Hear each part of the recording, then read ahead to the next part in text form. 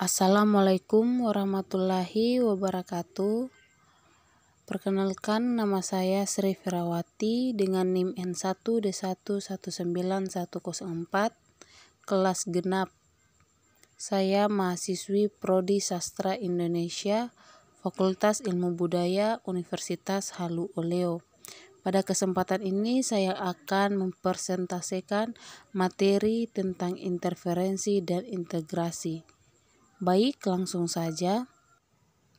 Kajian sosiolinguistik merupakan salah satu kajian bahasa yang mempunyai beberapa pembahasan keilmuan, di antaranya yaitu interferensi dan integrasi. Interferensi dan integrasi juga merupakan dua topik dalam sosiolinguistik yang terjadi sebagai akibat adanya penggunaan dua bahasa atau lebih dalam masyarakat tutur yang multilingual. Keduanya berkaitan erat dengan alikode dan campur kode. Alikode adalah peristiwa pergantian bahasa atau ragam bahasa oleh seorang penutur karena adanya sebab-sebab tertentu dan dilakukan dengan sadar, sedangkan campur kode adalah digunakannya serpihan-serpihan dari bahasa lain dalam menggunakan suatu bahasa yang mungkin memang diperlukan sehingga tidak dianggap suatu kesalahan atau penyimpangan. Pengertian interferensi dan integrasi. Interferensi merupakan gejala perubahan terbesar, terpenting dan paling dominan dalam perkembangan bahasa. Istilah interferensi pertama kali digunakan oleh Weinreich untuk menyebut adanya perubahan sistem suatu bahasa sehubungan dengan adanya persentuhan bahasa tersebut dengan unsur-unsur bahasa lain yang dilakukan oleh penutur yang bilingual. Sedangkan integrasi adalah penggunaan unsur bahasa lain secara sistematis seolah-olah merupakan bagian dari satu bahasa tanpa disadari oleh penuturnya. Salah satu proses integrasi adalah peminjaman kata dari satu bahasa ke dalam bahasa lain. Dalam komunikasi bahasa yang menjadi sumber serapan pada saat tertentu akan beralih peran menjadi bahasa penerima pada saat yang lain. Dan sebaliknya begitu juga dengan bahasa penerima dapat berperan sebagai bahasa sumber. Dengan demikian, interferensi dapat terjadi secara timbal balik. Interferensi merupakan gejala perubahan terbesar dalam bahasa. Hal ini interferensi dapat terjadi di semua komponen dan kebahasaan, mulai dari bidang tata bunyi, bentuk, kalimat, kata, sehingga dalam interferensi ada tiga hal yang mengambil peranan, yaitu bahasa sumber atau bahasa donor, bahasa penyerap atau bahasa resipien, yang ketiga yaitu unsur serapan atau importansi. Jenis-jenis interferensi. Secara umum, Ardiana membagi interferensi menjadi 5 macam, yaitu 1. Interferensi kultural, 2. Interferensi semantik, 3. Interferensi leksikal, 4. Interferensi fonologis, dan 5. Interferensi gramatikal. Selain kelima jenis interferensi tadi, ada interferensi reseptif dan interferensi produktif yang terdapat dalam tindak laku bahasa penutur bilingual yang disebut dengan interferensi perlakuan. Interferensi perlakuan biasa terjadi pada mereka yang sedang belajar bahasa kedua. Karena itu, interferensi ini lazim juga disebut sebagai interferensi belajar. Namun di dalam studi sosiolinguistik yang banyak dibicarakan adalah interferensi seperti yang dikemukakan oleh Weinreich dalam bukunya Language in Context Interference.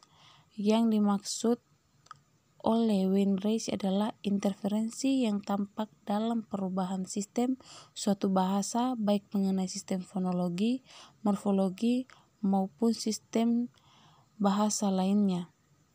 Berbeda dengan interferensi, dalam integrasi penerimaan unsur bahasa lain pada bahasa tertentu sampai menjadi berstatus integrasi memerlukan waktu dan tahap yang relatif panjang. Pada mulanya, Seorang penutur suatu bahasa menggunakan unsur bahasa lain itu dalam tuturannya sebagai unsur pinjaman karena terasa diperlukan. Misalnya, karena dalam unsur tersebut belum ada padanannya atau bisa juga telah ada tetapi dia tidak mengetahuinya. Kemudian unsur asing yang digunakan itu bisa diterima dan digunakan juga oleh orang lain, maka jadilah unsur tersebut berstatus sebagai unsur yang sudah berintegrasi. Seperti kata Inggris research pada tahun 60-an sampai tahun 70-an digunakan sebagai unsur yang belum berintegrasi karena ucapan dan ejaannya masih menurut bahasa aslinya yaitu bahasa Inggris. Dalam proses penerimaan unsur bahasa asing, khususnya unsur kosakata di dalam bahasa Indonesia, pada awalnya tampak banyak dilakukan secara audial. Mula-mula penutur Indonesia mendengar butir-butir leksikal yang dituturkan oleh penutur aslinya lalu mencoba menggunakannya. Karena apa yang didengar oleh telinga itulah yang diujarkan, lalu dituliskan. Oleh karena itu, kosakata yang diterima secara audial seringkali menampakkan ciri ketidakteraturan bila dibandingkan dengan kosakata aslinya. Penyerapan unsur asing dalam rangka pengembangan bahasa Indonesia bukan hanya melalui penyerapan kata asing itu yang disertai dengan penyesuaian lafal dan ejaan, tetapi banyak pula dilakukan dengan cara satu, penerjemahan langsung, dan penerjemahan konsep. Penerjemahan langsung artinya kosakata itu dicarikan padanannya dalam bahasa Indonesia. Misalnya airport menjadi bandar udara, padekrag menjadi tenaga kuda, Samenworking menjadi kerjasama, joint venture menjadi usaha patungan, dan bahasa-bahasa Inggris lainnya.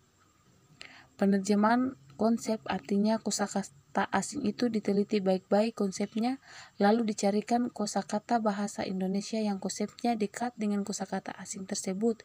Misalnya, begroting post menjadi mata anggaran, network menjadi jaringan, brother-in-law menjadi ipar laki-laki, dan medication menjadi pengobatan.